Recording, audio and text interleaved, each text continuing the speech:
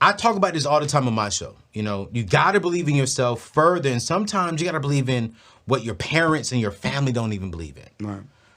What would you say to someone, because you talk about this often, Ashley. I actually learned a lot from you when you talk about believing in faith. But what would you say to that person if they came to you in your company right now and said, David, I don't believe I could be as successful as you? Mm-hmm. My question to them is, are you happy with that? Ooh. No, I'm not happy with that. Okay, well, let's change it. How do I change it though? I mean, I'm not you. I'm not where you are. Okay. Yeah, you're not where I am. And that's okay. But if you keep saying it, that's exactly what you're going to keep getting. We were created in the image and the likeness of God. Mm-hmm. And there's one thing that God always does. Mm-hmm. He speaks. And when he speaks, he creates. Mm-hmm. And he's given us that same power. So when you say, I can't afford that, and this is what my family's always done, and I don't believe I can be successful, you're actually using the power of creation.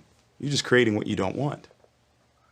That's why I'm saying, what do you want? Are you happy with that? Yeah. You say, I'm not happy. Well, let's change it. What are we changing? We're changing what we're speaking first. Yeah.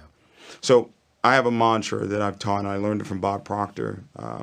He's incredible, right? He passed away a few months ago at 88. Wow. I mean, just a life of impact. But he taught me this phrase, I'm so happy and grateful now that I am. Anything you put after I am goes into creation mode. So if you do want to change the generational curse, what's a curse? A curse is a set of words. It's the words that you've been speaking, that your parents are speaking, your grandparents are speaking. That's the generational curse. How do you break a curse? With a new set of words. Yeah. That's it. That's how you break a curse. Yeah. Right? That's how you break a spell. Spell, S-P-E-L-L. What do you do with words? You spell. Right? So it's what's coming out of your mouth first is what you change. Right. If you're making $15 an hour right now, are you happy with that? No. I want to make $100,000. Great. Get out a pen and paper, write the vision. I'm so happy and grateful now that I earn $10,000 a month by December 31st, 2022. You have no idea how it's going to happen. I know you don't. Right. You're not supposed to know how, because if you knew how, you'd have done it already. Right, right. But you know who knows how? God. Your reticular activating system knows how. Your mind knows how. And when you give the mind a direction, it will go and find the right people, the right situations, the right events for you to get to where it is that you want to go. Your mind is the GPS, but you're giving it the wrong address. You're giving it $15 a month, $15 an hour, whatever that is, that address. And it's saying, okay, good, I'll take you there. Give it a different address, 10 grand a month, 100 grand a month, $1 million a month, $1 million a day. Give it that address and watch how the right people will come into your life, the wrong people will leave your life, right opportunities, you'll get phone calls like, oh, it's called the magic of believing. So it starts with what I'm saying, and then it goes to what am I seeing. So write the vision, make it plain, so who sees it will run.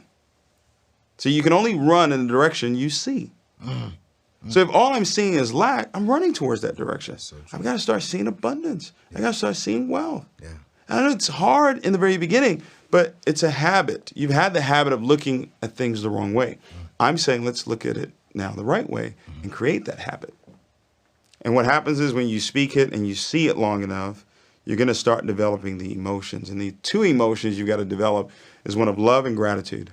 Yep, I got you. All right. Okay. So I am grateful for it now. Even if I don't have it, I'm grateful for it. After I get it, I then show gratitude. See, gratefulness and gratitude are two totally different things. Bro. He teaching. You teaching. Yeah. Oh, my goodness. Grateful is what you do before you get it. Yeah. Gratitude is showing after you get it. After you get it. Yeah. That's why it says, whatsoever things you desire, when you pray, open your mouth, believe, seeing, that you receive it. Receiving is a soulless transaction. Okay. Receiving is not physical. Yeah. Like if I called you and said, hey, Anthony, I'm going to send you $1 million to your foundation. What are you going to tell me? Thank you so Thank much. you. You just received it. Yeah. Have you gotten $1 million? No. No, but you received it. Absolutely. Yeah. And then you shall have it. Yeah. And then the check shows up. Now you have it. Ooh. That's how it works.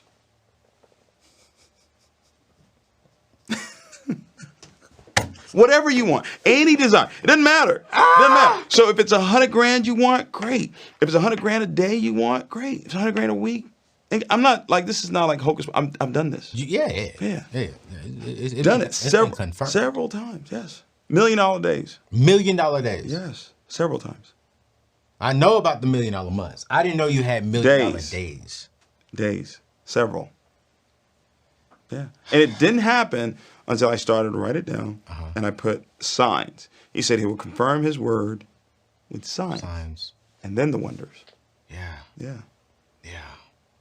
My pastor he used to always say, miracles, signs, and wonders. That's it. That's what he prays for. Miracles, signs, and wonders. And he's done had $1 million days.